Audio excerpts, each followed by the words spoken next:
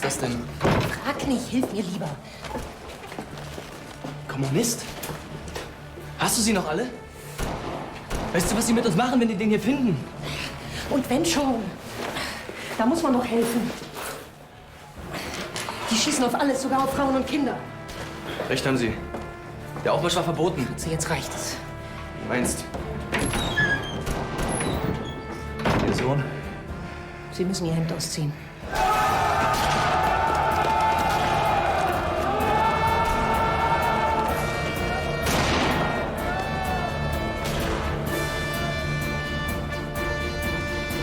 Haben Sie noch mal Glück gehabt? Das waren Braun und Sievering, diese scheiß SPDler. Und Sörregiebel, dieser Bluthund vom Polizeipräsidenten. Das muss man sich mal vorstellen. Auf unbewaffnete Demonstranten schießen zu lassen. Auf die eigenen Leute. Aber den Faschisten die Tür aufhalten. Hier. Das ist noch von meinem Mann. Das müsste Ihnen passen. Danke. Sie kriegen's wieder. Sie können es behalten. Ich helfe Ihnen. Mama, die sind wahnsinnig geworden. Ach, auch schon bemerkt. Die haben Frau Mahnke und ihren Sohn vom Balkon geschossen, der war keine 8. Und jetzt entschuldigst du dich bei Herrn Torgler. Bestimmt nicht. Man muss die Sachen trennen. Sie sind aber nicht der Torgler, oder? Doch, der bin ich. Und was meintest du gerade, muss man trennen? Ich rede nicht mit Roten. Ich habe mir dein Gymnasium nicht vom Munde abgespart, damit du dich daneben benimmst. Wer ist denn schuld an dem Ganzen? Er und sein Stalin und Thälmann. Oh, wie ich sehe, kann man auf so einer höheren Schule ja allerhand lernen. Sie ziehen sich besser an und verschwinden. Warum tust du deiner Mutter das an?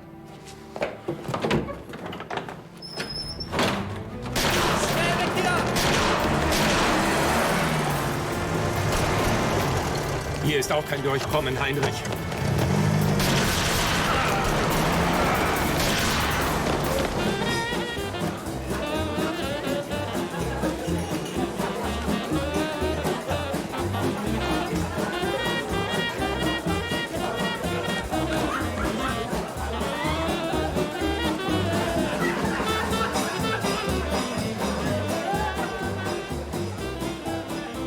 Tote, über 60 schwer verletzt, mehr als 800 Genossen verhaftet.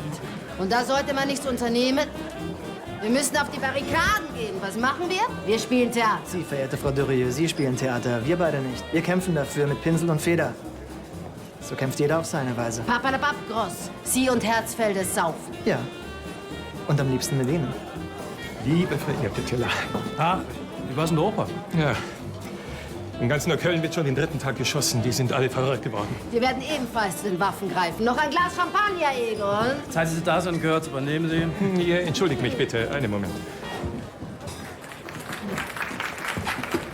Graf Kessler. Herr Tucholsky, wie schön, Sie zu sehen. Wenn ich vorstellen darf, Karl von Ossietzky, er gibt die Weltbühne heraus. Und Herrn Toller kennen Sie ja.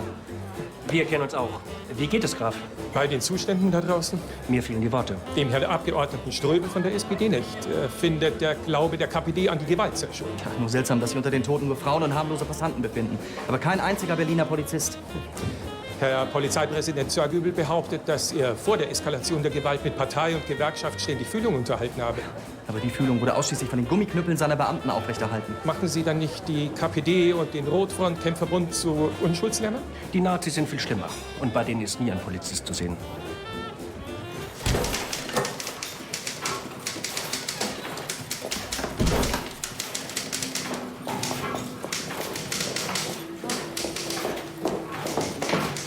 Entschuldige bitte, aber 5 Minuten, ich bitte dich.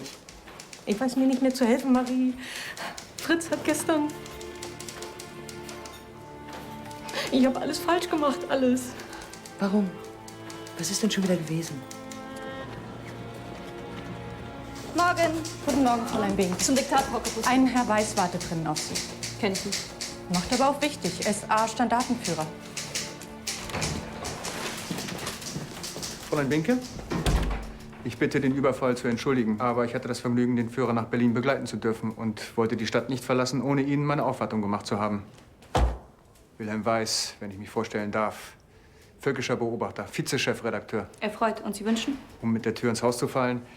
Ich habe die Ehre, Ihnen im Namen des Führers und meines Freundes Josef Goebbels die Stelle des Redaktionsleiters des Lokalteils von Berlin anzubieten. Das ehrt mich. Aber mir geht es gut bei der preußischen Herr Standartenführer. Das glaube ich Ihnen. Aber es kann einem immer noch besser gehen. Haben Sie schon gefrühstückt? Es wäre mir ein Vergnügen, Sie einzuladen. Sagen wir um 2 im Restaurant Hiller. Ich habe nämlich zu tun. Ich werde da sein. Und schicken Sie mir Frau Kapuste zum Diktat. Eine Frau Kapuste wird von Fräulein Binke zum Diktat erwartet. Heil Hitler, die Damen! Ist das Verkehrs- und Lichtverbot, das dieser Zirkgiebel, Klammer auf, SPD, Klammer zu, über die Stadt Berlin verhängt hat, ein klarer Beweis für die Unfähigkeit der Regierung Müller, Klammer auf, ebenfalls SPD, Klammer zu.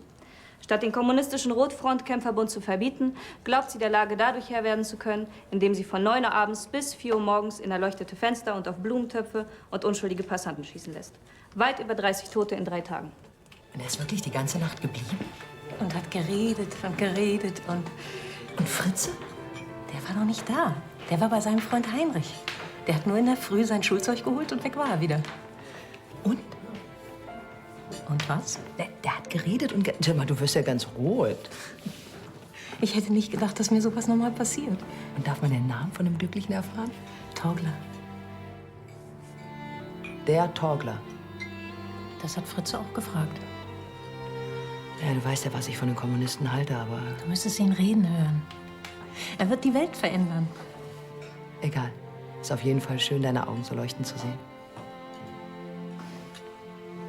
Und nach den Landtagswahlen am 12. dieses Monats ziehen wir auch in Sachsens Landtag ein. Da ist sich der Führer ganz sicher. So eine Chance kriegen Sie nicht wieder, Fräulein Binke. Meines Wissens erreicht Ihre Partei gerade mal 2,5%. Noch. Aber mit Ihrer Hilfe werden wir das ändern. Tja, wie ich sagte, eine kleine Villa im Grunewald, und ich wüsste auch schon welche, würde abgesehen von dem von mir vorgeschlagenen Gehalt meinen Standard tatsächlich ein wenig verbessern. Das ist nicht Ihr Ernst. Ansonsten bleibt mir nur Ihnen eine gute Reise zu wünschen. Der Führer persönlich wünscht sich, Sie an seiner Seite zu wissen. Und Sie? Noch dazu eine Frau in Ihrem Alter. Als wenn Geld alles wäre. Jeder vernünftige Mensch würde eine solche Chance zu schätzen wissen. Vorschlag zu Güte.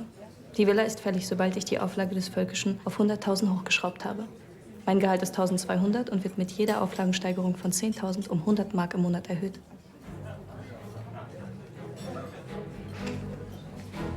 Der Führer mag entschlossene Menschen. Ich übrigens auch. Und Frauen besonders. Auf den Führer, auf die Bewegung und auf uns, Fräulein Binke.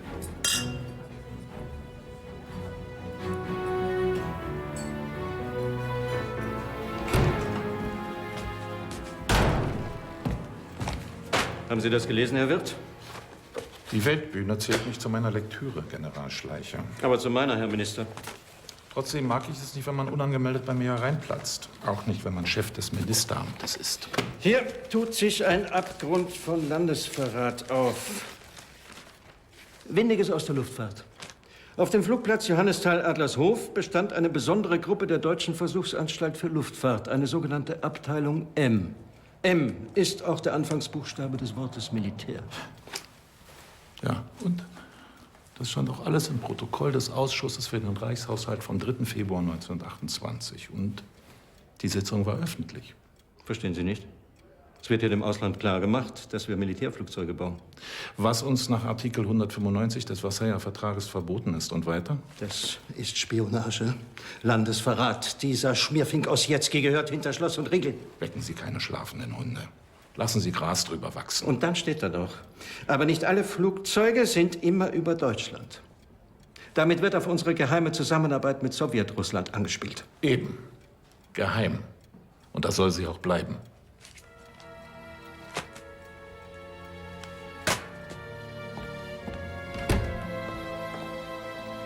Die verjudete bolschewistische Gedankenwelt eines Trotzki hat keinen Platz in einer Welt von morgen, Fritz. Da hast du vollkommen recht.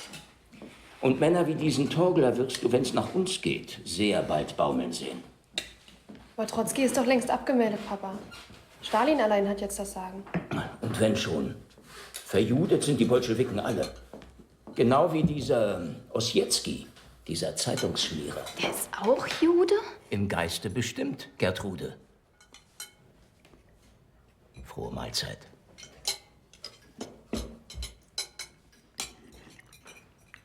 Deine Mutter ist auch Kommunistin? Hat Heinrich erzählt. Die ist bei der Arbeiterwohlfahrt. Auch nicht viel besser. Nun lass den Fritz doch essen. Es wird ja alles ganz kalt. Naja, für seine Eltern kann keiner was. Und für Jungs wie dich steht dieses Haus jederzeit offen. Vielen Dank, Herr Dr. Meinecke.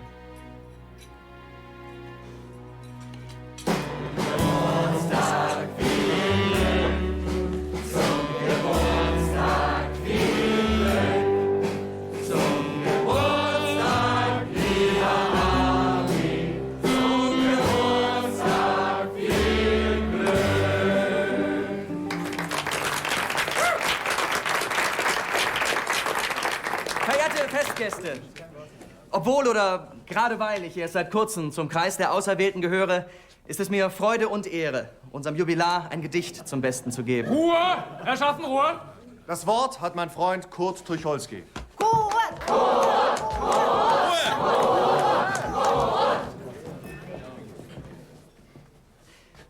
In ihren Jahren soll man sich besinnen.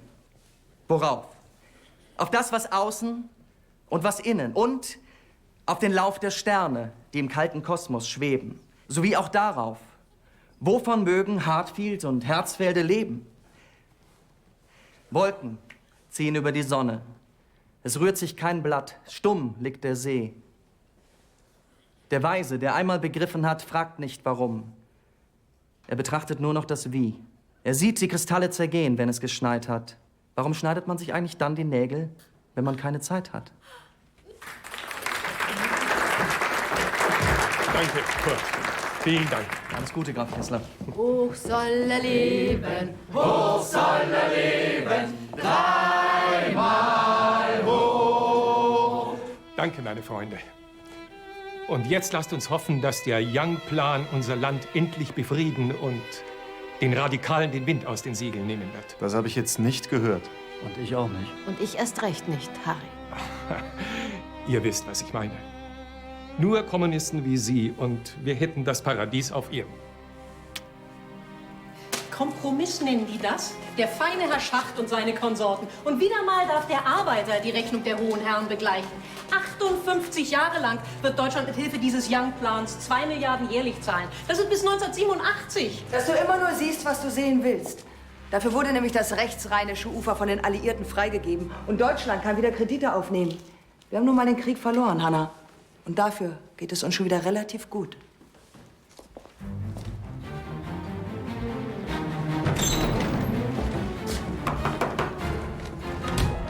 Bitte? Herr Tucholsky? Ostiecki. Ostiecki. Wir haben einen Durchsuchungsbefehl für Ihre Redaktion. Mit welcher Begründung? Verdacht auf Landesverrat. Wegen Ihres Artikels Windiges aus der deutschen Luftfahrt. Ja, alles. Der Verfasser des Artikels nennt sich Heinz Jäger. Ist das ein Pseudonym für Sie, Herr Tucholsky? Ostiecki ist mein Name. Herr Tucholsky ist in Schweden. Und? Hat er den Artikel geschrieben? Nein. Wer dann? Wieso überhaupt Landesverrat? Was wir geschrieben haben, war doch Land auf Land bekannt. Das hat mich nicht zu interessieren. Ich habe nur Befehle auszuführen. Durchsuchen Sie doch mal den völkischen Beobachter. Da werden Sie sicher fündig, was Hochverrat angeht. Völkischer Beobachter? Kenne ich nicht. Unser Führer wird verhindern, dass dieser revanchistische Young-Plan zum Gesetz wird. Und der Weimarer Regierung der Novemberverbrecher wird er den Kampf ansagen. Weil er an uns denkt, an unsere Zukunft, an eine Jugend, die keine Schuld hat, an den Fehlern von Roten. Dieser Young-Plan ist ein Ausbeutungsinstrument des deutschen Proletariats. Es gilt, sich zur Wehr zu setzen, zum einen gegen den Sozialfaschismus der Sozialdemokraten, den aktivsten Vorkämpfer des deutschen Imperialismus, seiner Kriegspolitik und seiner Unterdrückungspolitik der Arbeiterklasse. Zum anderen gegen die faschistische Bewegung, die nicht nur die Arbeiterklasse zu unterdrücken sucht, sondern den Weg bereitet für einen Krieg gegen die Sowjetunion. Unser Ziel muss der Kampf sein. Der Kampf um die Sicherung der Lebensinteressen der Arbeiterklasse. Wer kann reden, was? Ich weiß nicht. Politiker. Für mich reden die alle dasselbe. Und der Herr Tillmann ist mir nicht wirklich sympathisch. Ah, du musst ihn persönlich kennenlernen. Faschismus und Sozialdemokratie sind für mich Zwillingsbrüder. Die SPD-Regierung bereitet Hand in Hand mit der Bourgeoisie neue brutale Vorstöße gegen gewerktätigen Massen vor. Durch das Arbeitszeitnotgesetz wurde der 8-Stunden-Tag beseitigt, ohne dass der Gewerkschaftsbund etwas dagegen unternommen hätte. Erhöhte Mieten, Preissteigerungen, immer höhere Steuern drücken die Arbeiterschaft ins Elend, während die Milliardenprofite der Unternehmer ins Unermessliche steigen. Es gilt, den Sozialfaschisten die eiserne Phalanx des Proletariats entgegenzustellen. Verzeihen Sie, könnten Sie etwas leiser sprechen?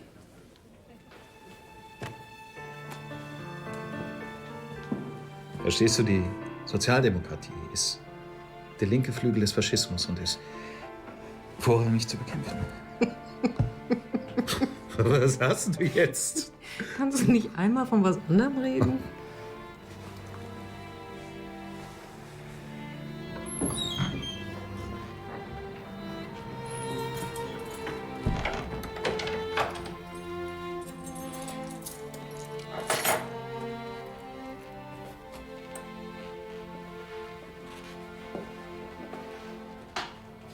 Und? War's schön? Ich wüsste nicht, was dich das angeht. Wozu du mich adoptiert hast, möchte ich mal wissen. Das will ich dir sagen. Damit etwas wird aus dir. Und damit es dir besser geht als im Waisenhaus. Aber bitte, wenn du meinst, dass es dir hier schlecht geht, dann kannst du gerne gehen und sehen, wie du alleine zurechtkommst.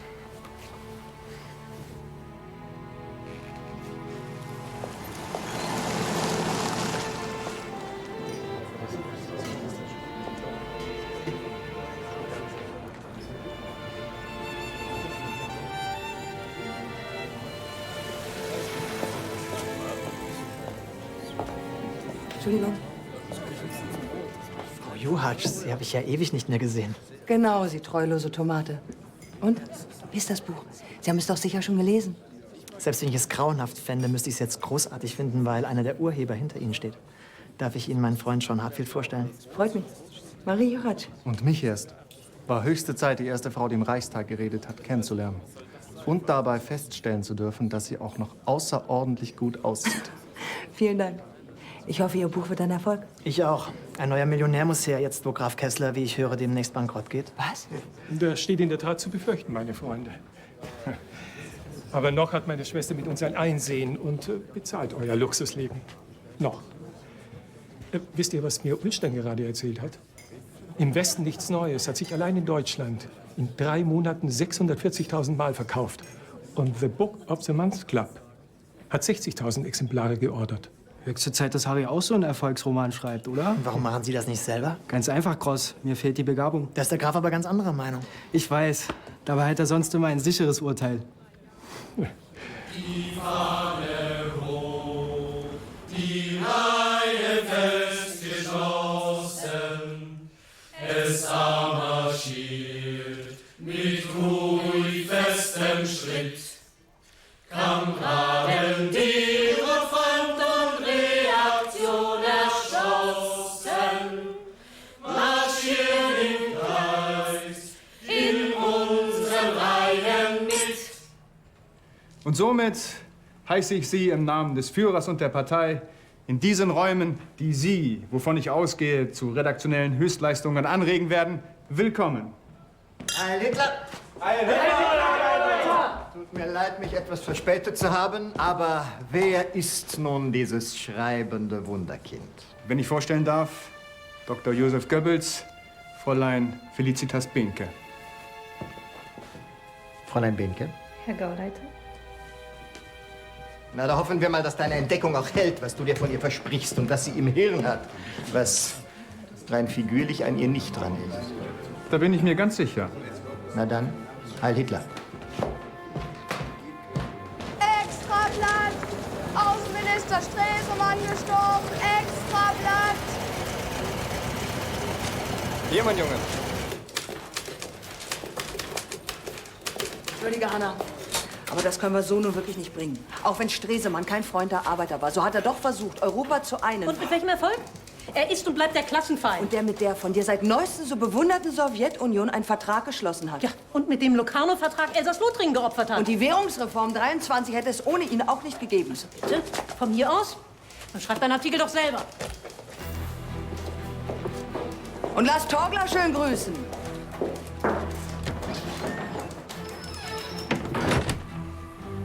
Guten Abend, Fritze. Guten Abend, Frau Juratsch. Ist deine Mutter nicht da?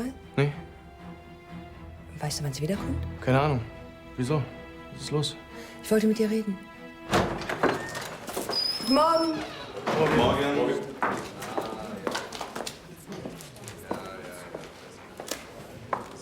Guten Morgen. Morgen. Ich war gestern Abend noch bei dir. Warum? Weil ich mich bei dir entschuldigen wollte. Dein Privatleben geht mich nun wirklich nichts an.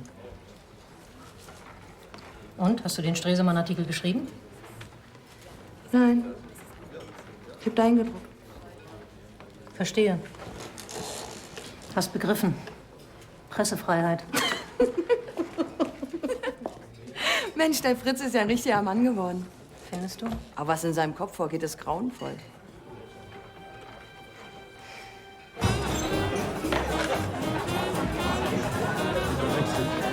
Toll. Jetzt kann's losgehen. So, was ist? Börsenkrach in New York. Ich höre Goebbels und Hitler schon kreischen. So sind die Juden und die Novemberverbrecher!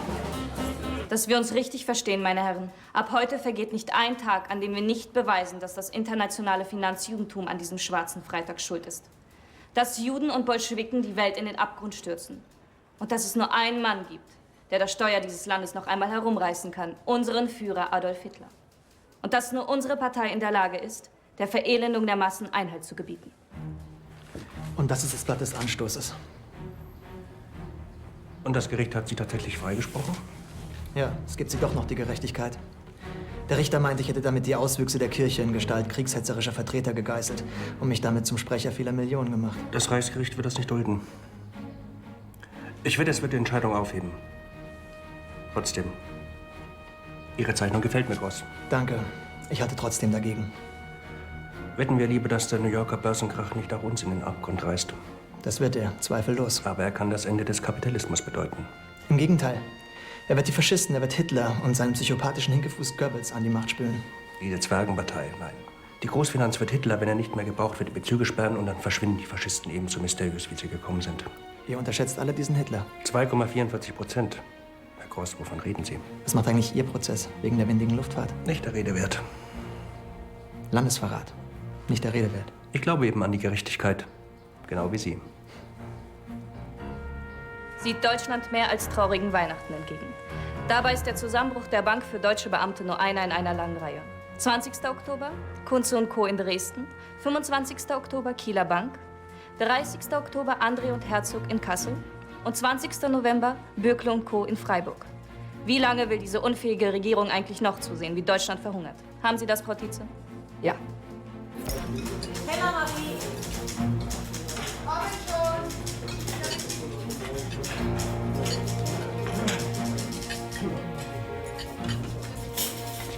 Für alle da, keine Sorge.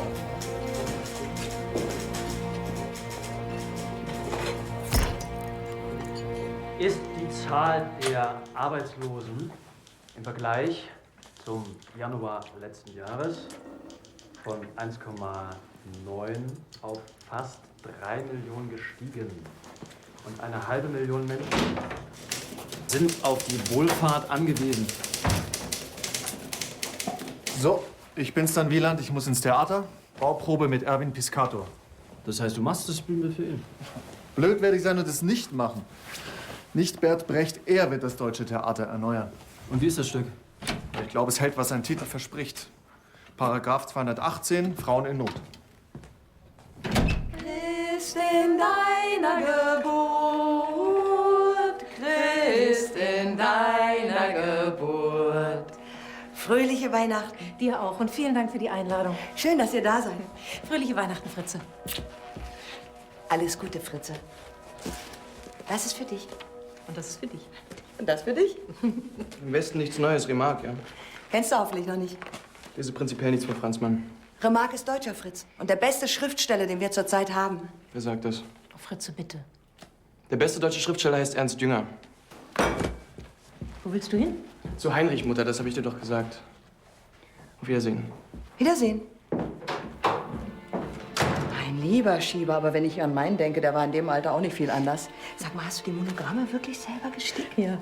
Stift und Füller, du bist verrückt, Marie. Und du bist herrlich.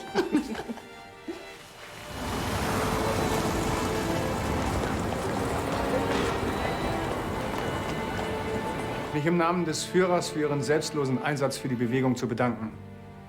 Ganz besonders bei Fräulein Behnke, die es in so kurzer Zeit geschafft hat, aus dem Völkischen das zu machen, was er ist. Ein Blatt, das dem einfachen Mann die Augen öffnet und ihm hilft, den richtigen Weg zu finden. Einen Weg, der zu unserem Triumph in Thüringen geführt hat. Seit Dezember 29 6 Sitze im Landtag. Und seit heute Wilhelm Frick, Volksbildung und erster NSDAP-Innenminister. Auf den Führer, die Partei und die Zukunft. Heil Hitler! Heil, heil, heil! Es gibt jetzt Essen, Fritze, komm. Jetzt sag nicht, es gibt schon wieder Kartoffelsuppe. Sag ich aber. Das ist jetzt jeden Tag. Du kannst gern arbeiten gehen, statt nur noch zu machen, was dir Spaß macht. Wenn es überhaupt noch Arbeit gäbe. Hauptsache, du hast das letzte Wort, hm? Welcher Held wird denn da beerdigt? Held? So ein Nazischwein. Aus Wessel. Zuhälter, habe ich Wer gehört. erzählt so einen Scheiß? Komponist war der, den so Kommunisten Drecksäcke umgebracht haben. Drecksäcke, sagst du? Das kannst du haben. Das ist Kommunist!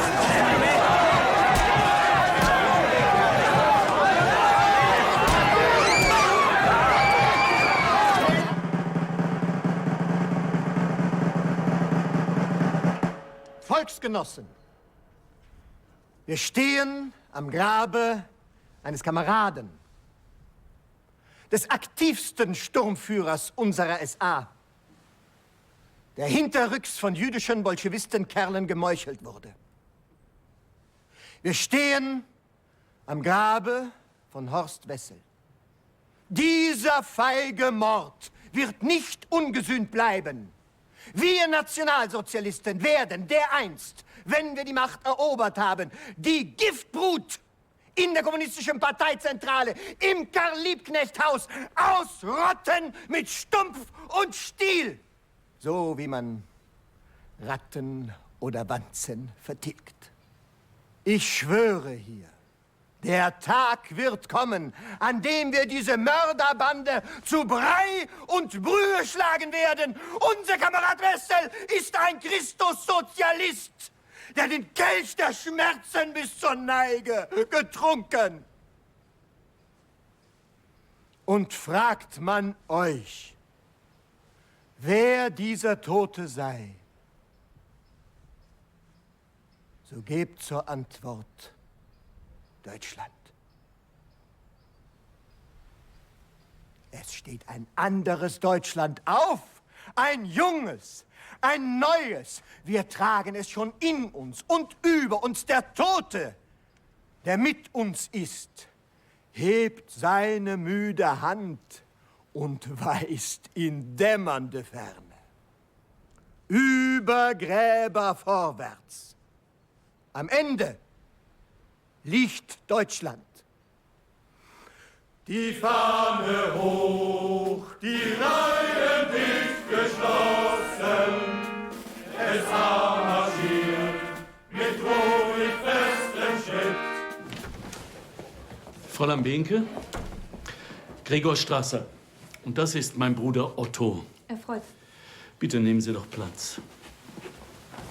Fräulein Behnke, wir haben Sie hierher gebeten, weil Ihnen Ihr Ruf als erste-Klasse-Journalistin vorauseilt und wir Sie gern für unseren Kampfverlag gewonnen hätten. Verstehen Sie mich nicht falsch, aber ich bin überzeugte Nationalsozialistin. Wir auch. Nur bei uns liegt die Betonung mehr auf Sozialismus, wenn Sie verstehen. Wir nehmen das Parteiprogramm im Gegensatz zu einigen Volksgenossen ernst.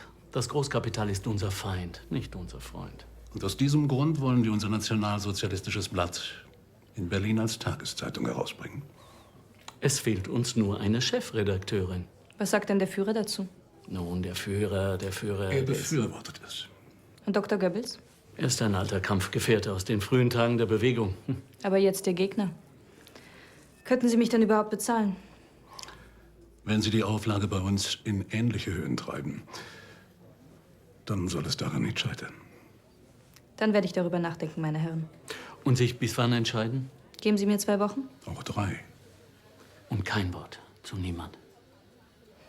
Eine Tageszeitung in Berlin von den Strasser-Brüdern. Das ist eine Kampfansage. Du musst sofort mit dem Führer sprechen. Er muss es verhindern. Ach, der Führer, der weiß nicht, was er will. Ist zum Kotzen. Ich mach dir eine Verbindung. Das muss jetzt entschieden werden. Eine Verbindung zum Führer. Nach München. Sofort. Mein Führer, ich muss Ihnen mitteilen, dass die Strasser-Brüder planen, in ihrem Kampfverlag eine eigene Tageszeitung herauszubringen. Das würde uns und dem völkischen Beobachter erheblich schaden. Es kann nicht sein, dass diese Salon-Bolschewisten uns die Suppe versalzen. Ich bitte Sie, ein Machtwort zu sprechen. Jawohl. Jawohl. Danke, mein Führer. Und dann möchte ich Sie noch daran erinnern, es ist nun schon 8 Monate her, dass Sie mich zum Reichspropagandaleiter ernennen wollten. Jawohl. Jawohl. Danke, mein Führer. Und? Er wird es Ihnen verbieten. Und die Reichspropagandaleitung? Ja, weiß er wie immer aus, ist zum Kotzen! Das sagtest du bereits. Fräulein Winkel, der Führer ist Ihnen zu tiefstem Dank verpflichtet. Kampf, Ernst, Kampf, immer nur Kampf. Warum probiert ihr es nicht mal wie die Inder, wie dieser Gandhi? Mahatma, dessen Seele groß ist. Gewaltlosigkeit als politisches Kampfmittel. Wenn ich so einen Schwachsinn schon höre. Aber er hat doch Erfolg. Na, warte mal die nächsten Wahlen ab. Dann reden wir weiter. Herr Reichspräsident, der Chef des Ministeramtes, General von Schleicher.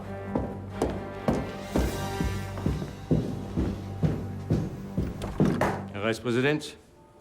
Was führt Sie zu mir, General? Das unselige Schauspiel des Schachans um die Arbeitslosenunterstützung. Statt Bezüge zu kürzen, wollen die Sozis immer mehr.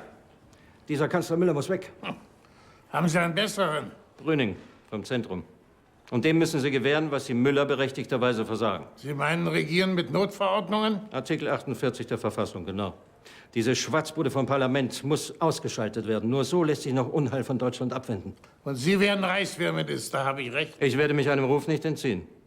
Man stelle sich vor, es ging um 0,25% statt 3,75%, 4% Arbeitslosenunterstützung. Da sich die SPD nicht gegen die bürgerlichen Parteien durchsetzen konnte und die KPD wie immer die Kooperation verweigerte, sah sich Hermann Müller gezwungen, mit seinem Kabinett zurückzutreten. Gut, gut geschrieben, aber Mist für die SPD. Ich habe immer die Meinung vertreten, meine Partei könne in der Opposition viel mehr erreichen. Das kann sie ja dann jetzt beweisen. Es wird sie, wirst du sehen. Hier. Das musst du lesen, hat mit dir zu tun. Was ist das? Lies. Kammergericht Berlin annulliert Ehe mit der Begründung, die Frau habe ihrem Mann vor der Eheschließung verschwiegen, vor der Hochzeit bereits 4 Liebhaber gehabt zu haben. Ja und? Das Unterstrichene musst du lesen. Nach geltenden sittlichen Anschauungen könne ein Mann mehrere voreheliche Liebesverhältnisse haben. Bei der Frau verweise dies auf mangelnde geschlechtliche Beherrschung. Ich meine ja nur wegen Torgler und so. Ja, mal schade, dass du so beherrscht bist. Das Wort hat der Reichskanzler Dr. Brüning.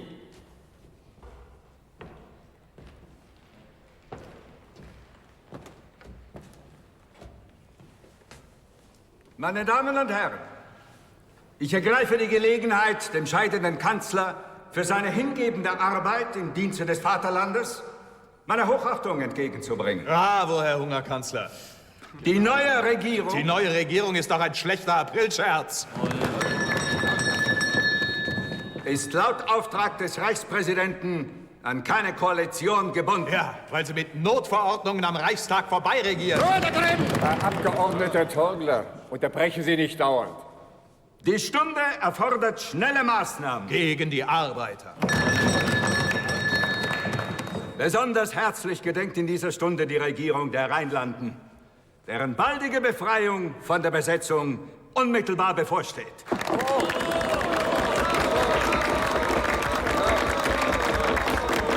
Innenpolitisch gibt unsere Lage angesichts der sozialen und wirtschaftlichen Notstände und der mit ihnen verbundenen radikalen Strömungen Anlass zu besonderer Wachsamkeit. Artikel 48.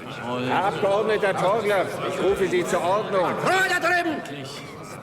umfangreiche Sparvorschläge. Vor allem beim Sozialetat. Diese Sparvorlagen werden nicht von einem antisozialen Geist getragen sein. Das ist doch jesuitische Heuchelei. Abgeordneter Vogler, haben Sie soeben jesuitische Heuchelei gesagt? Das hat er. Hat er. Ich schließe Sie hiermit von der Sitzung aus.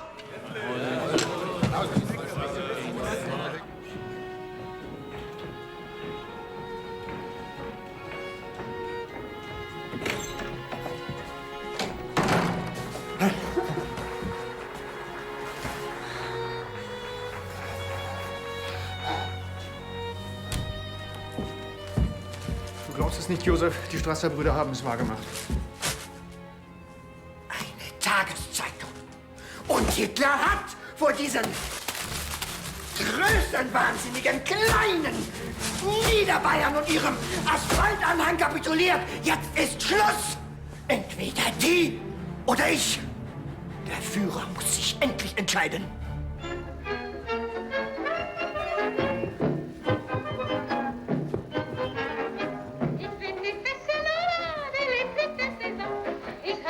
Geh hinsetzen! Ich sehe nichts! Was glauben Sie, wer Sie sind? Ist das nicht Goebbels? Wenn schon hinsetzen, verdammt noch einmal! Proleten. Ich weiß, warum ich Kino hasse. Und ich weiß, dass ich dich und die Dietrich liebe, geliebte Anka. Sie sollen sich setzen, verdammt nochmal. Setzen! Goebbels! Zu Befehl, Öhring. Führen sich auf, als wird Ihnen die Welt gehören. Wird sie bald, gnädigste. Ruhe jetzt, sonst gibt's Dressel! Reichspräsident Hindenburg hat in den letzten Monaten eine sehr unglückliche Rolle gespielt, Herr Minister. Er ist für den Sturz Müllers wie für die ganzen Reichstagsauflösungen verantwortlich. Nur gut, dass ein Republikaner wie Sie in der Regierung sitzt. Ich vermittle, wo es geht.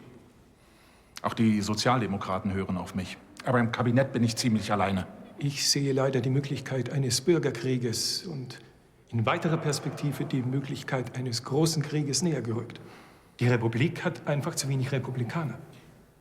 Aber was soll ich denn machen als kleiner Innenminister? Außerdem ist die Regierung Brünings momentan alternativlos. Zum Schaden der Demokratie. Ein Führer muss einer Idee dienen. Ihr allein können wir uns restlos hingeben, denn sie ist ewig. Der Führer ist vergänglich. Strasser!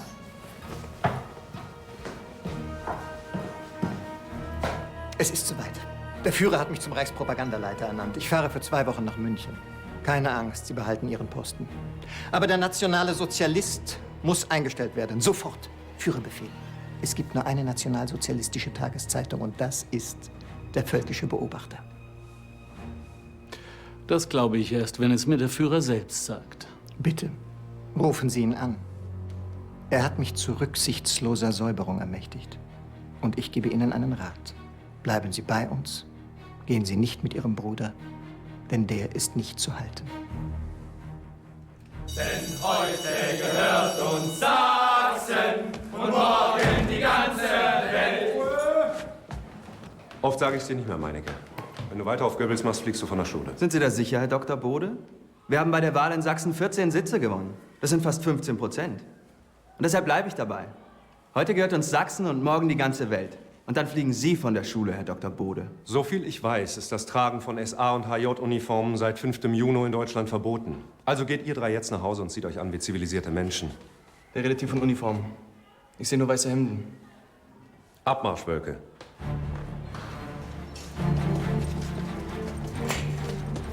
Der sieht mich heute nicht mehr. Mich auch nicht.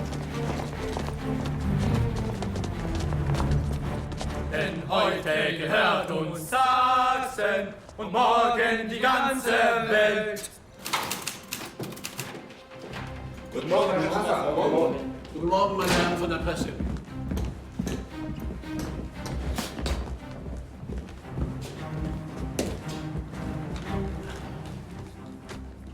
Ich verkünde hiermit, wir Sozialisten verlassen die NSDAP. Für uns war und ist die Zustimmung zum Kampf Mahatma Gandhis und des indischen Volkes um seine Freiheit eine Notwendigkeit.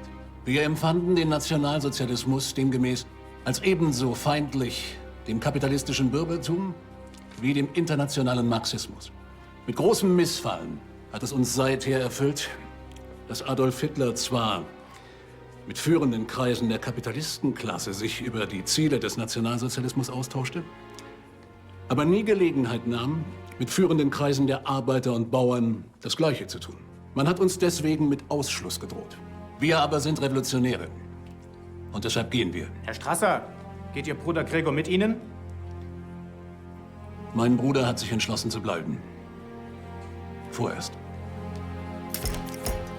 Löse ich nach der Weigerung des Reichstages eine Deckungsvorlage Ihrer Minderheitsregierung anzunehmen, den Reichstag nach Artikel 25 auf und ermächtige Sie, Kraft des Artikels 48 weiter im Amt zu bleiben und bis zu Neuwahlen, die frühestens im September stattfinden werden, Ihr Sparprogramm in die Tat umzusetzen und Maßnahmen zur Ordnung der Finanzlage des Deutschen Reiches zu ergreifen. Herr Reichspräsident, ich danke Ihnen. Dann fliege ich eben, ist auch egal. Ich kann dem Führer auch so dienen.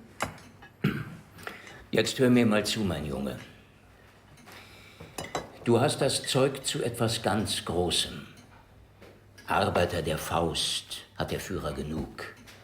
Aber Arbeiter der Stirn wird er, wenn wir einmal an der Macht sind, nicht genug haben können. Also machst du gefälligst mit Heinrich dein Abitur. Das bist du dir und dem Führer schuldig. Oder du warst das letzte Mal Gast in meinem Haus. Ohne Abi bist du heute niemand. Und unser Heinrich wird dir dabei helfen. Ist es mir eine Freude, in Genossin Wölke eine Mitstreiterin gefunden zu haben. Ich gehe davon aus, dass es keinerlei Bedenken gibt, Hanna Wölke in die Partei aufzunehmen. Wer für Ihre Aufnahme ist, hebe jetzt die Hand.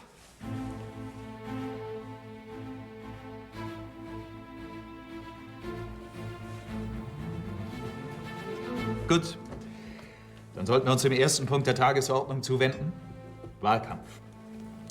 Um den Faschisten Wählerpotenzial abzugraben, schlage ich vor, dass wir unsere internationalistischen Ziele mit den nationalen Zielen der Rechten verbinden und dem Wähler versprechen, dass wir für den Fall, dass wir die Wahl gewinnen, den Vertrag von Versailles, der in der Tat kein anderes Ziel hat als die Vernichtung des deutschen Volkes, für null und nichtig zu erklären und somit die Rechten mit ihren eigenen Waffen zu schlagen.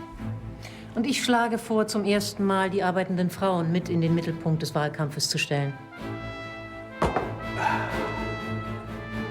Der Nationalsozialismus kämpft für den deutschen Arbeiter, indem er ihn aus den Händen seiner Betrüger nimmt. In naher Zukunft werden auch die oberen 10.000 lernen müssen, schwarzes Brot zu essen. Was musste unser Reichspräsident vor wenigen Tagen seinem Volk gestehen? Der Reichstag hat die Mittel, deren das Reich zur Durchführung seiner Aufgaben bedarf, verweigert. An das Volk ergeht jetzt der Ruf, selbst über seine Zukunft zu entscheiden. Und die Zukunft sind wir! Der Verfasser des Artikels Windiges aus der deutschen Luftfahrt, Herr Kreiser, ist leider flüchtig und Ihr Mitherausgeber, Herr Tucholsky, sitzt in Schweden. Sie werden es da verzeihen, wenn wir uns an Sie halten, Herr Ossietzky.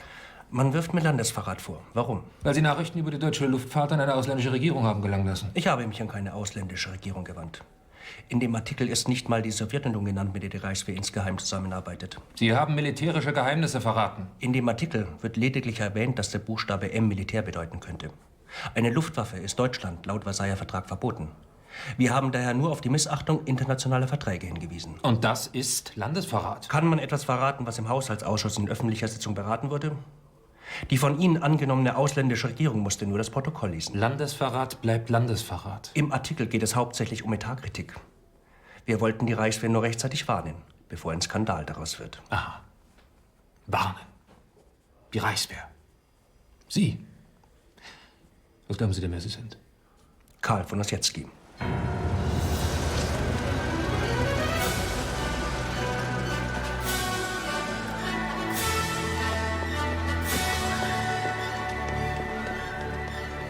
Heil Hitler. Heil Hitler, Mädels. Heil Hitler, Fräulein Behnke. Gläser für alle, Frau Tietze. Ist das... 18,25% der Stimmen. 107 statt 12 Sitze im Reichstag. Zweitstärkste Fraktion hinter der SPD. Das heißt das, Frau Tietze.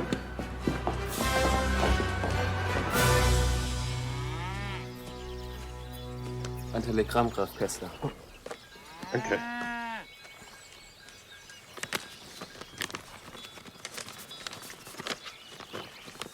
Grüße? Ja, unfassbar. Die NSDAP ist von 12 auf 107 Mandate gekommen. Fast 6,4 Millionen. Die Kommunisten 4,6, die Deutschnationalen knapp 2,5. Das bedeutet, dass über 35% aller Deutschen republik- und staatsfeindlich sind. Der Eindruck im Ausland muss katastrophal sein. Und finanziell bedeutet das das Ende. Und wenn die Nazis jetzt putschen und die Macht an sich reißen? Das glaube ich nicht. Hitler ist kein Mussolini. Er will legal an die Macht. Und er weiß die Schwerindustrie hinter sich. Wirklich verelendete Klassen, und das sind unsere Bürger und Arbeiter in gleichem Maße, sind revolutionär immer relativ ungefährlich gewesen. Ich befürchte viel Schlimmeres, Max. Wenn sich jetzt nicht alle staatserhaltenden Parteien zu einer eisernen Front zusammenschließen, werden wir eine revanchistische und antisemitische Revolution erleben.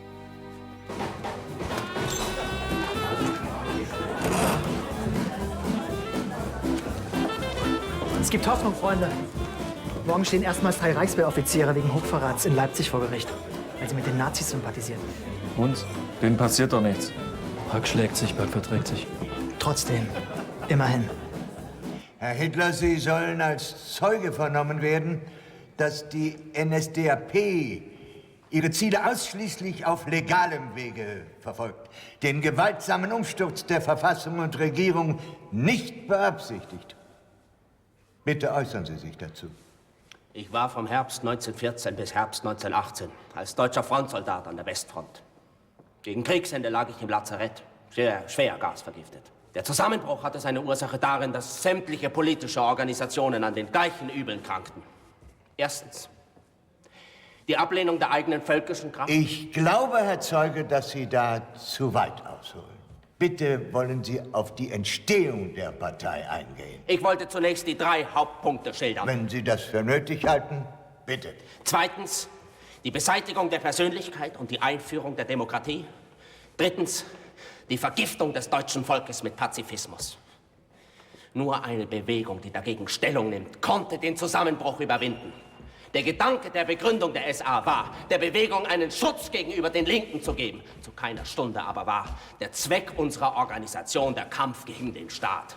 Man wird nun an den Hitlerputsch 1923 erinnern. Bei den Vorgängen 1923 lag ein Zwang vor. Was war das für ein Zwang? Ich weiß nicht, ob ich davon sprechen darf. Sie, Herr Zeuge, wurden wegen Hochverrats am 1. April 1924 zu 5 Jahren Festungshaft verurteilt. Wieso lag da ein Zwang vor? Die Entwicklung der SA zu einer Kampftruppe ist nicht durch mich eingeleitet worden, sondern auf Wunsch amtlich erstellt. Ich habe in den letzten Jahren alles getan, damit die SA keinen militärischen Inhalt gewinnen könnte. Das war umso schwieriger, indem die Linke mit der Parole »Schlagt die Faschisten, wo ihr sie nur trefft« hervortrat. Wie ist Ihre Einstellung zur Reichswehr? Ich erblicke in der Reichswehr das wichtigste Instrument zur Wiederaufrichtung des deutschen Volkes. Der Versuch der Zersetzung der Reichswehr wäre Wahnsinn. Und derjenige, der das versucht hätte, den hätte ich augenblicklich aus der Partei hinausgeworfen. Ich will das Vaterland gesund! Bitte beruhigen Sie sich, Herr Zeuge, und machen Sie sachliche Ausführungen. Natürlich wird die politische Bewegung, deren Führer ich bin und die den Wehrgedanken an die Spitze ihres Programmes stellt, die Macht im Staate mit legalen Mitteln erobern. Ich will meine ideellen Ziele unter keinen Umständen mit ungesetzlichen Mitteln erstreben. Wo es zu Übertretungen kam, habe ich auch alte, verdiente Parteigenossen ausgeschlossen. Gehört da beispielsweise Gregor Strasser dazu? Von Gregor Strasser ist mir nichts bekannt. Das wird sein Bruder Otto Strasser sein. Er spielte fortgesetzt mit dem Begriff Revolution. Diese Leute standen vor dem Ausschluss. Er ist dann selbst gegangen. Kennen Sie die Zeitung Nationaler Sozialist? Das ist kein offizielles Parteizeugnis, sondern die Ursache geworden für den Ausschluss Otto Strassers. Ich zitiere daraus. Über die Schwere des Kampfes lässt uns Adolf Hitler nicht im Geringsten im Unklaren, wenn er sagt, Köpfe werden in diesem Kampfe in den Sand rollen. Entweder die unseren oder die anderen. Also sorgen wir dafür, dass die anderen rollen. Das wird ihnen in den Mund gelegt. Das kann man auffassen als einen Hinweis auf eine gewünschte Revolution. Der Verfasser hat die große geistige Revolution damit gemeint, in der wir uns jetzt befinden. Unsere Bewegung hat sich in 10 Jahren zur stärksten Partei hochgearbeitet. In 2 Jahren wird sie die stärkste Partei sein. Von 40 Millionen Wählern werden uns 35 Millionen wählen. Und ich darf Ihnen versichern, wenn unsere Bewegung in ihrem legalen Kampfe siegt, wird ein Staatsgerichtshof kommen und der November 1918 wird seine Sühne finden und es werden Köpfe rollen. Gut, dass die Ihre früheren faschistischen Schriften nicht kennen.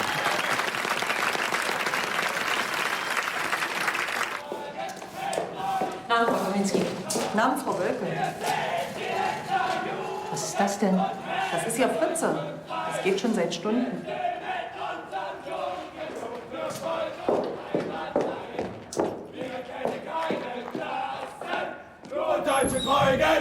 Wir trinken raus! Raus mit dir!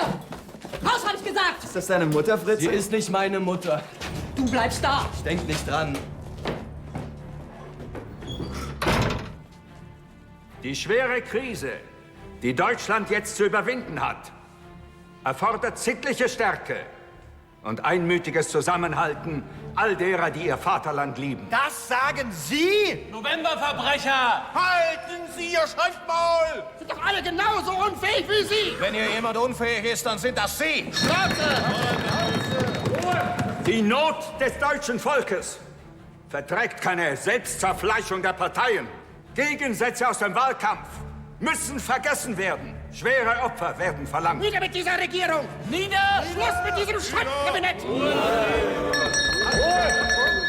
Das Wort hat Hermann Müller, SPD. Angesichts der verheerenden Lage. Wer hat uns denn in diese Lage gebracht? Sie und Ihr unfähiges Kabinett. Sie haben dieses Land in Grund und Boden gewirtschaftet. Trotz dieser Lage müssen wir diese Regierung stützen. Da wir weder mit den Leuten von der KPD noch mit diesen Herren in ihren braunen Hemden als Bundesgenossen eine Regierung bilden wollen, können und dürfen.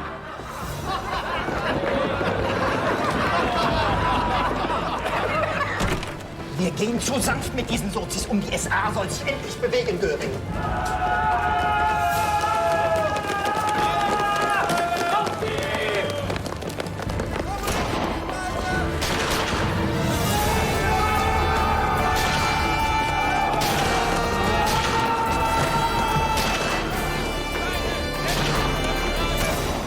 Und wie war Bolivien, Hauptmann Röhm? Ach, blödsinnig heiß, Dr. Goebbels. Aber die Armee dort, die ist in Schuss. Ja, dank Ihnen. Aber hier soll es ja auch ziemlich heiß hergegangen sein. Leider. Wissen Sie, 5 Jahre in der Fremde sind genug. Zwar sind wir weiße Juden wie Otto Strasser los, aber Ihren ehemaligen Kameraden von der SA kann plötzlich die Machtergreifung nicht schnell genug gehen. Und deswegen sind Sie sehr ungeduldig. Und ich soll diese Ungeduld bremsen? Dazu hat Sie der Führer ermächtigt. Mein eigenes Werk zerstören. Nicht zerstören, nur zügeln. Und das mir einem zügellos. Ich bin gespannt. Er soll sehr gut sein, fast noch besser als das Buch. Und das hat mich schon sehr berührt. Mich auch. Ich habe die Ausgabe gelesen, die du Fritze zu Weihnachten geschenkt hast. Er hat sie nicht mal angerührt. Er hat bloß geschimpft. Wenn einer schon einen französischen Namen annimmt, dann kann er ja bloß für den Franzmann sein. Und recht hat er. 2-mal bitte. Warum machen die Amerikaner eigentlich einen Film über uns Deutsche? Weil der Produzent ein ausgewanderter Schwabe ist. Danke. Und Jude ist er auch. Als du hier reingesprungen bist, warst du für mich ein Bein. Ich habe Angst vor dir gehabt. Und ich habe dich getötet. Warum haben sie uns gezwungen, aufeinander zu schießen? Wenn wir unsere Waffen weggeben würden und die Uniform, dann könntest du mein Bruder sein. Bitte vergib mir, Kamerad. Ja, ist denn keiner hier im Saal, der noch eine deutsche Ehre im Leib hat? Ruhe! Das ist ein unerhörter Angriff auf die Ehre des deutschen Frontsoldaten. Ruhe da vorne! Du Filmdreckiger! Kann ich mehr sehen!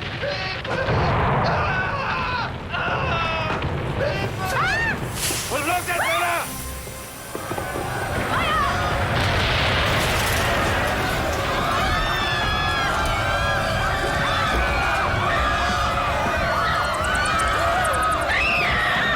Scheiß Nazi-Pack! Mag sich bitte nicht. Na, Judensöhnchen, willst du auch auf die Fresse haben?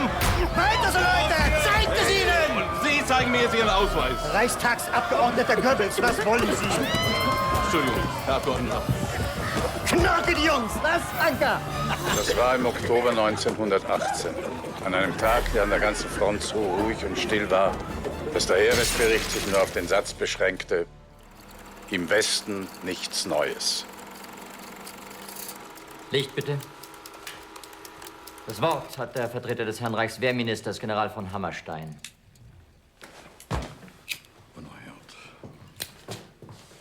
Meine Herren, der vorliegende Bildstreifen ist nicht der Film des Krieges, sondern der Film der deutschen Niederlage. Das jämmerliche Heulen und Schreien der Freiwilligen bei Trommelfeuer. Das Hineinwerfen der Rekruten in eine Schlammpfütze auf dem Exerzierplatz.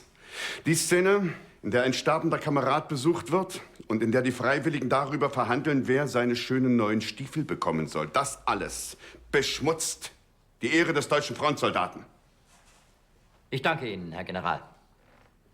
Dann erlasse ich hiermit folgenden Beschluss. Dem Antrag der Länder Thüringen, Braunschweig, Sachsen, Bayern und Württemberg wird wie folgt begründet stattgegeben. Mit der Würde eines Volkes ist es nicht vereinbar, wenn es seine eigene Niederlage, noch dazu verfilmt durch eine ausländische Herstellungsfirma, sich vorspielen lässt. Der Film gefährdet das deutsche Ansehen als auch die öffentliche Ordnung. Daher wird die weitere Aufführung verboten. Eine Aufgabe, die Sie erfüllt, ich verstehe. Was haben Sie bis jetzt gemacht, wenn ich fragen darf? Ich war Leiterin der NS-Frauengruppe Westend. Das sagten Sie schon. Ich meine davor. Davor war ich verheiratet und habe meinen Sohn Harald großgezogen und mich um die beiden Kinder meines geschiedenen Mannes gekümmert. Und wer war diese beneidenswerte Ex-Gatte, wenn man fragen darf? Günther Quandt. Die Frau Quandt sind Sie. Verzeihen Sie, dass ich nicht gleich... Und an welche Tätigkeit hätten Sie gedacht, verehrte gnädige Frau? Ich möchte Ihr Privatarchiv verwalten. Ein Privatarchiv? Ja. Ich möchte jedes Ihrer Worte, jeden Ihrer Gedanken, Ihr ganzes Schaffen in Schrift, Bild und Ton für die Nachwelt festhalten. Ist das nicht zu viel der Ehre? Nein. Ich glaube an den Führer, an die Bewegung und vor allem glaube ich an Sie, Dr. Goebbels.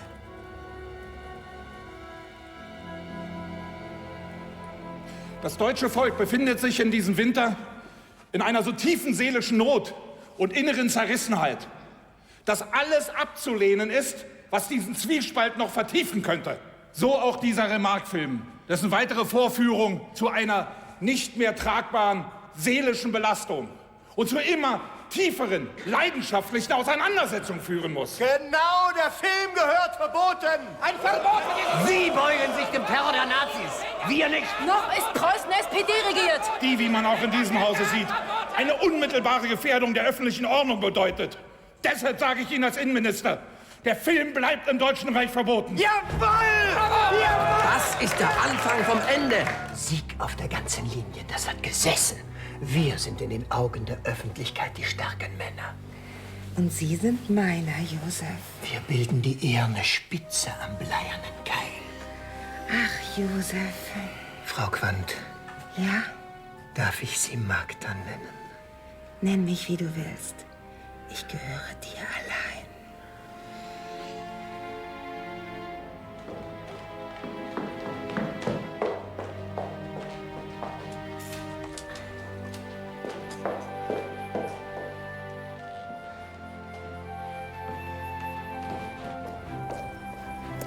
Ich dachte, du wolltest mir helfen.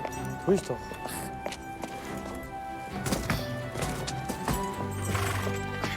Alles Gute, Frau Wölke.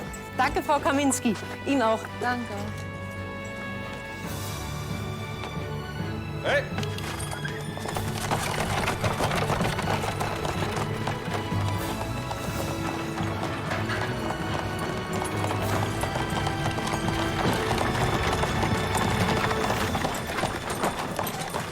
So, du wirst es nicht glauben, wir haben sogar ein eigenes Klo. Hier wirst du wohnen und hier ist die Küche. Da werde ich wohnen. Du wirst sehen, ab diesem Jahr wird alles besser. Und was sagst du? Schön. Das alles? Ich muss zur Schule.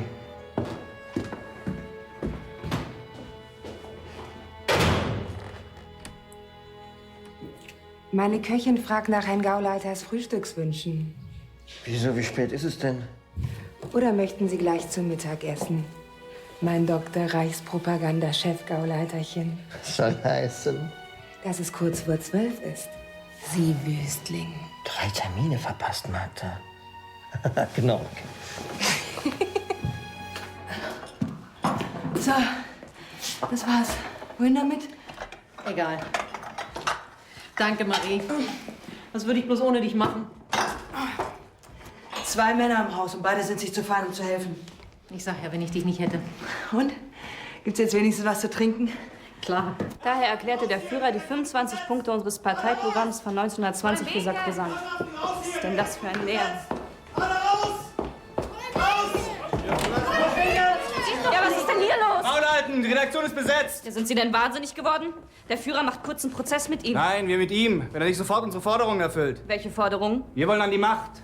Wir, die SA. Hier gibt es nur einen Mann, dem die Macht gebührt, und das ist unser Führer. Das werden wir ja sehen. Und du, Goebbels Schlampe, bist unser Faustpfand. Obergruppenführer Stennis, lassen Sie augenblicklich Fräulein Behnke los. Sie haben ja gar nichts zu sagen, Goebbels. Herr und Dr. Goebbels. Und wenn, Sie geben mir keine Befehle mehr. Aber ich, der Führer hat mich zum Stabsleiter der SA ernannt. Sie sind abgesetzt und unterstehen ab sofort meinem Befehl. Sonst noch was, Röhm? Abmarsch, Stennis!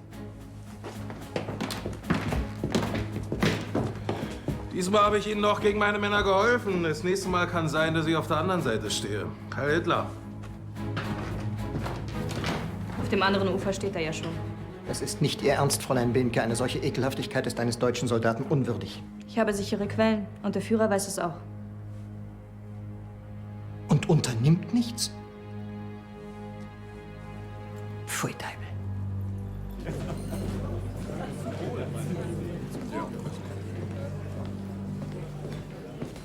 Und da sagt doch dieser Hitler, wenn ich an die Macht komme, rollen Köpfe. Und Sie als Richter haben ihm keine Ordnungshaft aufgebrummt? Warum?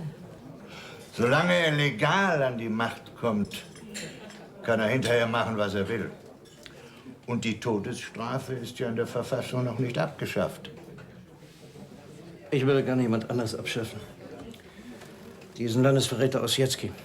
Seit 2 Jahren schwebt nun das Verfahren und keiner traut sich ran. Wirth ist ein scheißliberaler Innenminister. Ich denke, der ist vom Zentrum. Trotzdem scheißliberal. Dann wenden Sie sich doch ins Außenministerium. Auch alles Schisser. Sie fürchten, bei einem Prozess kommt unsere ganze geheime Rüstung ans Tageslicht. Nicht nur die in der Luftfahrt. Da dürfte das Außenministerium nicht ganz Unrecht haben. Unsinn. Nur eine harte Bestrafung ist die beste Abwehr gegen Verräter. Und Sie sorgen mir dafür, dass es dazu kommt. Aufgrund einer neuerlichen Notverordnung des deutschen Unglückskanzlers Brüning, der, um über die Zahlungsunfähigkeit der deutschen Banken und Sparkassen hinwegzutäuschen, 2 Bankfeiertage hat ausrufen lassen. Wenn wir doch kein Geld haben, Herrschaften! Aber die Zinsen für die Kredite verdoppeln, das können Sie!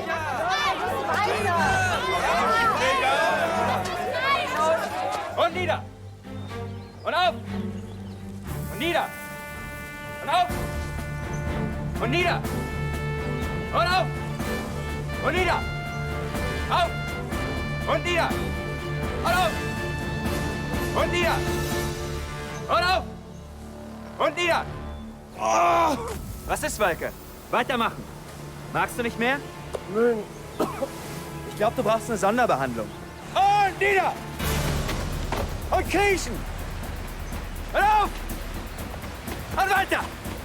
Und nieder! Und kriechen! Und auf! Und zurück! Und nieder! Und kriechen! Und auf! nieder! Und ihr grinst nicht so blöd. Hat er toll gemacht, der Wölke. Ihr seid dann auch gleich dran, ihr Penner.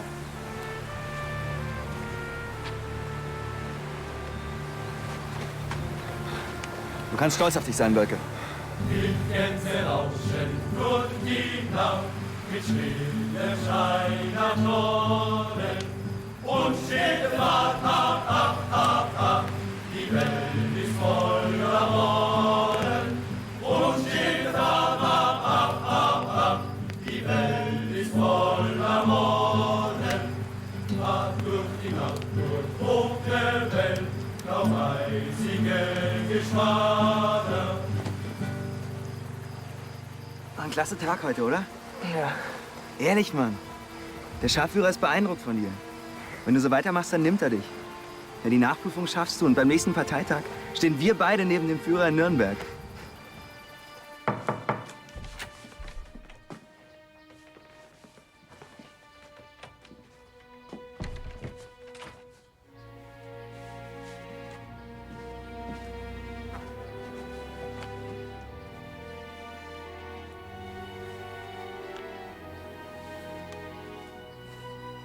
Das muss Liebe sein. Und der Glaube an dich. Sie, meine Göttin.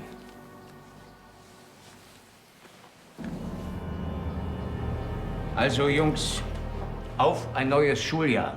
Den Führer und die Zukunft. Und schön, dass Sie bei uns sind, Graf Heldorf. Prosit. Für mich beginnt auch ein neues Schuljahr. Für mich auch, Vati. Ja, so weit kommt es noch. Du bist schließlich ein Mädchen und du bist noch viel zu klein. Auf den Führer, Jungs. Auf den Führer. Auf den Führer. Und gleich noch ein, Dr. Meinecke. Auf einem Bein kann man ja nicht stehen. Gerne. Und Sie meinen wirklich, mein Mann hat recht, wenn er sagt, dass die Juden an Oh, dieser... und wie er recht hat. Und wie er recht hat. Aber ich habe Gauleiter Goebbels bereits einen Gesetzesentwurf vorgelegt, der dieses Geschmeiß bolschewistischer untermenschenmosaischen Glaubens in Ghettos, die sie selbst bezahlen, unterbringen wird. Und ihm darüber hinaus jegliche kaufmännische oder künstlerische Aktivität verbietet. Und das ab dem Tag, an dem wir die Macht ergreifen. Und auf diesen Tag wollen wir trinken. Prosit. Prosit. Na, du Scheißjude? Wo willst du denn hin um die Zeit?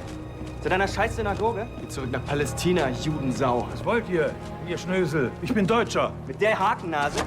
Du Schnösel gesagt? Sie gefälligst den alten Herren. Was geht Sie das an? Recke! Abführung! Polizei!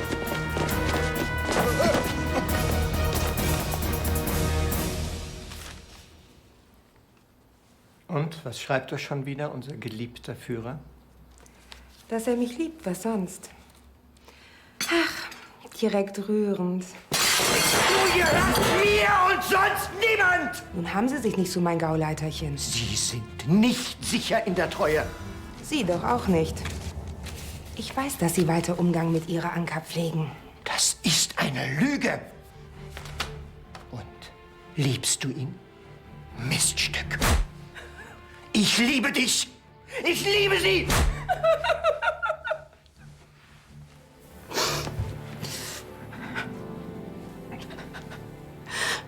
Ich habe sie nicht verdient. Dem Chef gönne ich ja etwas Herz und Anmut. Er ist daran so arm. Er hat kein Glück bei den Frauen, weil er zu weich ist. Sie müssen den Herren über sich fühlen.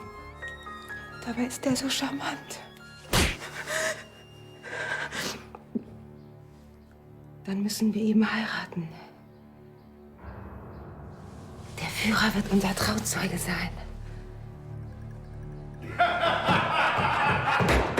Ruhe im Gerichtssaal! Herr Zeuge Dr. Goebbels, es wird berichtet, die Krawalle seien organisiert gewesen von ganz oben.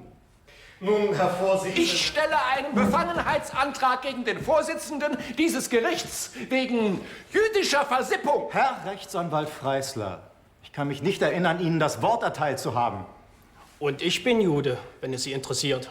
Wo waren wir, Herr Dr. Goebbels? Antworten Sie nur, wenn man Sie fragt. Ich muss schon bitten, Herr Freisler!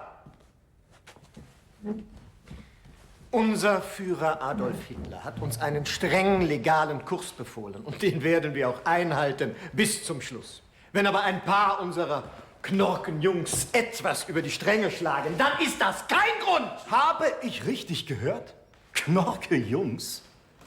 Männer, die unbescholtenen Bürgern auf offener Straße schwerste Verletzungen beibringen. Juden sind keine unbescholtenen Bürger. Juden sind Ungeziefer! Dr. Goebbels! Sie werden wegen ungebührlichen Verhaltens vor Gericht zu einer Ordnungsstrafe von 500 Reichsmark verurteilt. Die Angeklagten Helldorf, Ernst und Meinecke werden unter Freispruch von allen übrigen Anklagepunkten wegen einfachen Landfriedensbruchs zu jeweils 6 Monaten Gefängnis verurteilt.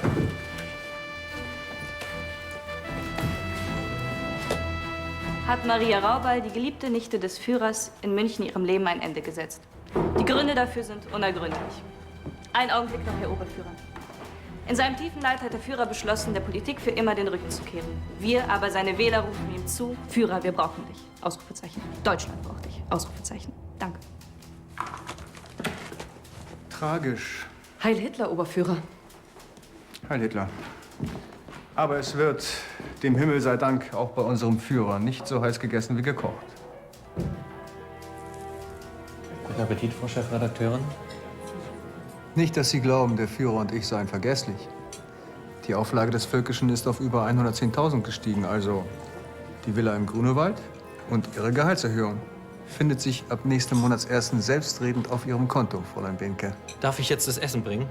Sie dürfen nicht, Sie müssen, Herr Detlef. Und den Schaumwein nicht vergessen. Mein Gastgeber wollte Champagner sagen. Nun, Sie haben recht, Herr Dr. Goebbels. Die Urteile sind unerträglich hart. Aber Sie werden es nicht glauben. Man hat mir sogar empfohlen, Ihrer Partei zu verbieten. Davon kann natürlich keine Rede sein. Schließlich kämpfen wir gemeinsam gegen den roten Terror. Eine meiner Zeitungen, der Angriff ist jedoch verboten worden. Für ein paar Tage, Herr Doktor. Die Staatsräson verlangt manche unpopuläre Maßnahme. Und die Urteile? Unsere Justiz ist unabhängig. Und unsere Partei mächtig. Kein Kanzler kann noch an uns vorbei. Naja, ich werde meinen Staatssekretär anweisen, er soll sehen, was sich machen lässt. Ich verlasse mich auf Sie, Herr Reichskanzler.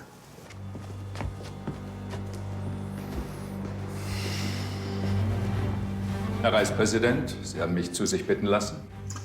Im Parlament geht's ja mal wieder drunter und drüber, Herr Reichskanzler. Solange mich die SPD stützt, kann ich mit deren Hilfe und Ihrer erlauchten Unterstützung mit Notverordnungen regieren, ohne ein Misstrauensvotum fürchten zu müssen. Geht es denn gar nicht ohne die Duldung der Sozis? Dann müssten wir das Parlament völlig ausschalten. Denn es wird ohne SPD-Unterstützung immer unsere Notverordnungen aufheben und wir müssten Neuwahlen fürchten. Ich bin langsam geneigt, mir diesen böhmischen Gefreiten anzuhören, diesen Hitler. Bitte? Sie haben doch auch schon Kontakt zu ihm aufgenommen über diesen Morphinisten Göring. Kontakt. Mehr nicht. Das hat unser Heinrich nur dem Dr. Goebbels zu verdanken.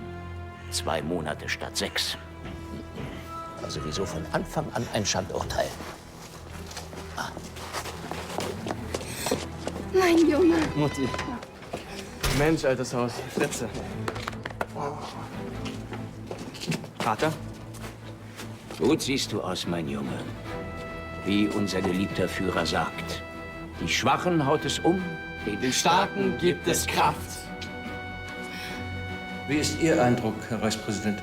Von diesem Hitler, Schwätzer. Er will an die Macht. Das wollen Sie doch auch. Ich denke, Hitler ist nur durch eine Kooperation zu bändigen. Sie wollen mit ihm kooperieren? Eine nationale Regierung ist nur ohne Brüning möglich, weil der zu sehr von den Sozis abhängig ist. Machen doch bisher alles mit, Parlament hin, Parlament her. Mit Verlaub, Herr Reichspräsident, das ist kein Zustand. Ich sehe im Moment keine andere Lösung.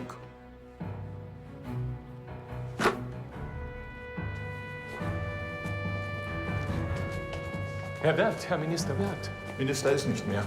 Ich bin nicht mehr dabei im neuen Kabinett Brüning. Aber warum nicht? Sie sind Republikaner, wahre Republikaner. Wir brauchen Minister wie Sie. Ja, Sie vielleicht, aber Brüning und Hindenburg nicht. Wir sind alle sehr beängstigt. Ja, ich auch. Ich auch. Aber wir brauchen den alten Wirt von 1922. Der erklärte, der Feind steht rechts. Dieser Feind steht rechts, habe ich damals gesagt. Meinetwegen. Jedenfalls brauchen wir sie, wie sie damals die republikanischen Massen geführt haben. Nach Rathenaus Ermordung. Die Leute sind noch nicht so weit. Sie müssen sie aufrütteln. Ja, ja. Rütteln Sie, Graf Kessler. Rütteln Sie. Bei Vorbildern ist es unwichtig, ob es sich um einen großen verstorbenen Dichter, um Mahatma Gandhi oder um Onkel Fritz aus Braunschweig handelt.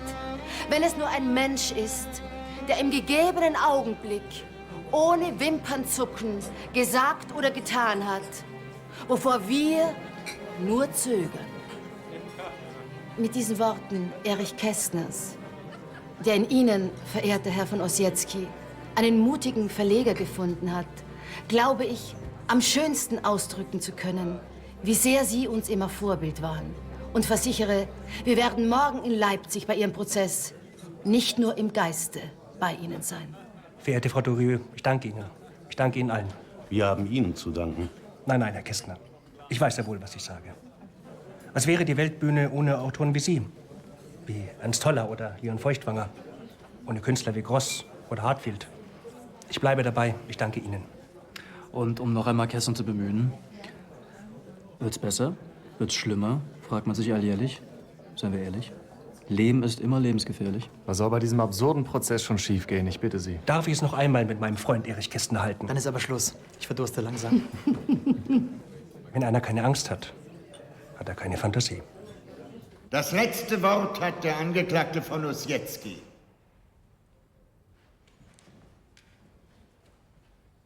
Meine Damen und Herren, vor 2,5 Jahren erschien in der Weltbühne der Artikel Windiges aus der deutschen Luftfahrt. Mir und meinem Mitangeklagten Kreiser wird es wegen Landesverrat vorgeworfen. Vor gut einem Jahr hat vor dem gleichen Vorsitzenden, Herrn Reichsgerichtsrat Baumgarten, Adolf Hitler sein berühmtes Wort von den rollenden Köpfen gesprochen. Bei anderen hätte das geheißen Vorbereitung zum Mord. Doch das Reichsgericht schwieg.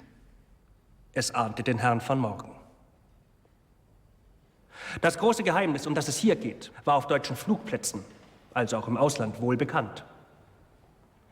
Ich frage mich, ist es nicht im allgemeinen Interesse, Rüstungen, die internationalen Friedensverträgen widersprechen, aufzudecken?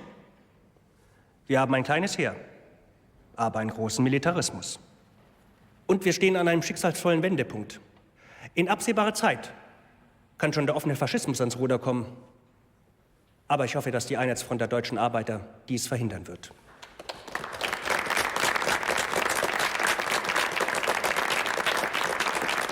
Im Namen des Volkes ergeht folgendes Urteil. Die Angeklagten von Ossietzky und Kreiser werden wegen Verbrechens gegen § 1 Absatz 2 des Gesetzes über den Verrat militärischer Geheimnisse zu je 18 Monaten Haft verurteilt.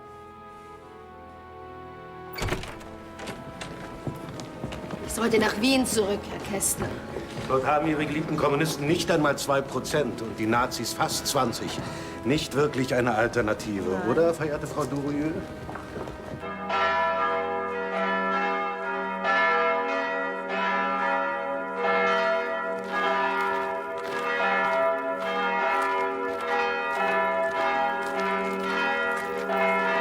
Ein Dreck habt ihr von der KPD geändert. Im Gegenteil. Dass sich überhaupt nicht jemand wählt, ist ein reines Wunder. 5,5 Millionen arbeitslos. 1 Million ohne Unterstützung. 42% der Gewerkschaftsmitglieder ohne Beschäftigung. 25% arbeiten kurz. Wo soll denn der Erfolg sein? Du und dein Torgler, ihr seid Versager. Ich verbiete dir, so über Ernst zu reden. Allein in Berlin leben 1 Million von der Wohlfahrt. Du kannst uns gerne helfen, statt nur die Klappe aufzureißen. Fritz, muss das sein? Am letzten Tag im Jahr. Können wir nicht einfach nur in Frieden feiern? Es ist nicht die Zeit für Frieden. Wir feiern schon gar nicht. Außerdem, warum hörst du mir nie mehr zu? Ich hab dir gesagt, ich bin heute mit Freunden. Mann, Fritz. Hallo, Hanna. Du bist viel zu früh. Du, ich wollte nur dieses Hemd. Ist gewaschen und gebügelt. Ich hab doch gesagt, du kannst es behalten. Sei mir nicht böse, Hanna. Ich kann das nicht so. So gewohnheitsmäßig. Und weißt du, die Partei braucht mich. Ich habe Verantwortung. Wenn ich jetzt wandern. Glaub mir, es ist besser so. Glauben. Danke für alles. Genossin.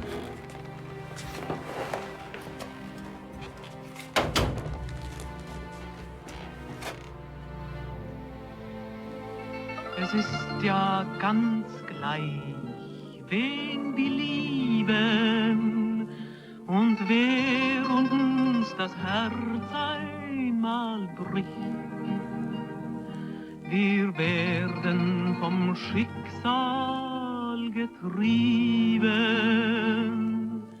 Und so wird Heinrich, dank der Vermittlung Graf Helldorfs, den wir wegen Haftverschonung hier wieder in Freiheit begrüßen dürfen, ab Ostern den Rest der Schulzeit in Salem verbringen. Und in der festen Überzeugung, dass du eines Tages genauso heldenhaft für deinen Freund einstehen wirst, wie er es für dich getan hat, erhebe ich mein Glas auf 2 junge Männer, auf die der Führer stolz sein kann. Auf den Führer und unsere ewige Freundschaft.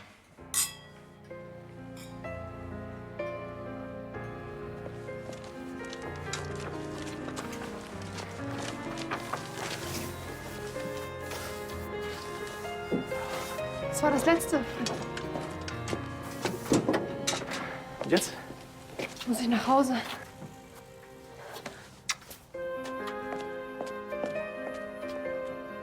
Sehe ich dich morgen? Warum?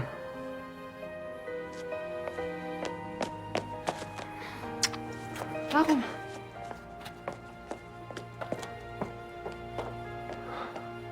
Genossen, die Reichspräsidentenwahl war ein erster Erfolg. Schon im ersten Wahlgang habe ich 5 Millionen Stimmen erhalten. Das ist viel, aber noch nicht genug. In der Stichwahl werden wir siegen. Denn die wichtigste Lehre, die die deutsche Arbeiterklasse aus den Wahlen ableiten muss, ist die Erkenntnis, dass nur die proletarische Diktatur das Proletariat befähigt, alle seine Feinde vernichtend zu schlagen. Es gibt keinen demokratischen Weg zum Sozialismus. Denn die bürgerliche Demokratie und die faschistische Bewegung sind beide nur 2 Formen der Diktatur des Finanzkapitals. Nicht wir, sondern die sozialdemokratischen Arbeiter müssen die Front wechseln. Heraus aus der Hindenburg-Front!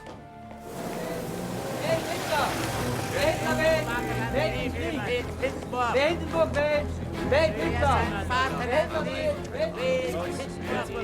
Frau Juhatsch, sagen Sie bloß, Sie wohnen auch hier in der Gegend? Ja, sicher. Und Sie? Schon gewählt? Nein, ich kann mir keinen von den 3 Schwachköpfen das Kreuz machen. Ich dachte immer, Sie wären Kommunist. Bolschewist. Ein Bolschewist der Malerei. Und Sie als Sozialdemokratin wählen Hindenburg? Mir bleibt ja nichts anderes übrig. Grausame Welt, in der schöne Frauen laufen, das Falsche tun. Und begabte Männer nie das Richtige.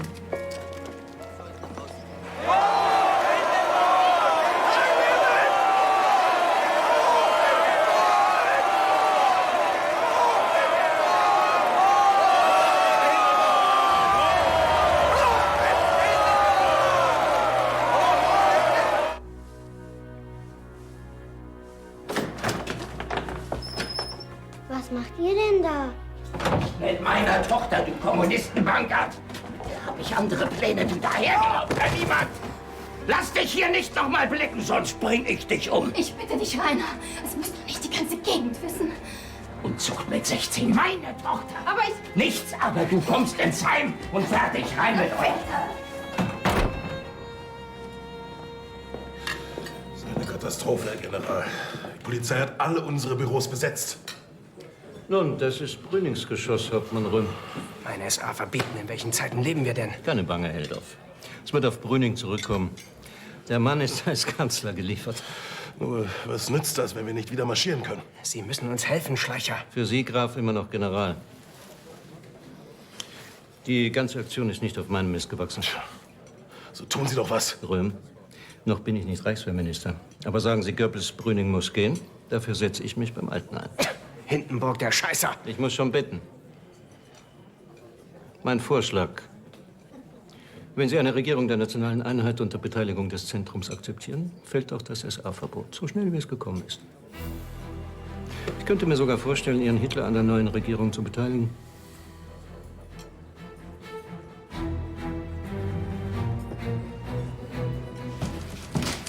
Heil Hitler, Mädels.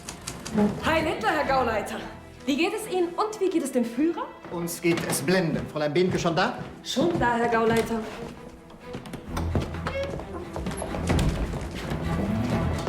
Kein Verbot hält uns mehr auf. Wir werden einen Schritt vor den nächsten setzen. Und mit Ihrer Hilfe habe ich Ihnen schon gesagt, wie attraktiv ich Sie finde. Nein, war aber auch Zeit. Wie geht es Ihrer Frau, Dr. Goebbels? Ich werde an Sie denken, mein Lieber. Lieber Freund Ossietzky, zum Abschied noch ein Gedicht. Kennst du das Land, wo die Kanonen blühen? Du kennst es nicht. Du wirst es kennenlernen. Die Kinder kommen dort mit kleinen Sporen und mit gezogenem Scheitel auf die Welt. Dort wird man nicht als Zivilist geboren. Dort wird befördert, wer die Schnauze hält. Dort reift die Freiheit nicht. Dort bleibt sie grün. Was man auch baut, es werden stets Kasernen. Kennst du das Land, wo die Kanonen blühen? Du kennst es nicht. Du wirst es kennenlernen.